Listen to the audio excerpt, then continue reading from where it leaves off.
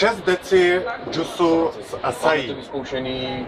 Vezmeme jeden 200 gramový pytlík, dívejte, jak to krásně rozříznout, že jo, díky kvaronovému sirupu. Vezmeme si 200 gramů, vložíme do mixéru, do jakéhokoliv obyčejného mixéru. Hop, hop. Konstatuji, že v 200 gramech açaí jsou 2 denní dávky vitamínu a antioxidantů, co člověk denně potřebuje. Velký dospělý člověk.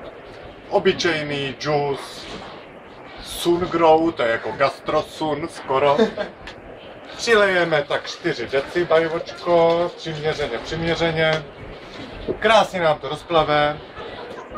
Tak, půl, 10, 9, 8, 7, 3, 2, 1. Voilà!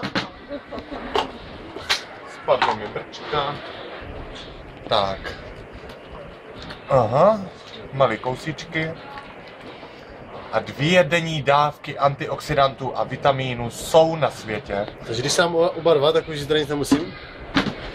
No, já bych to rozložil, že každý den jeden.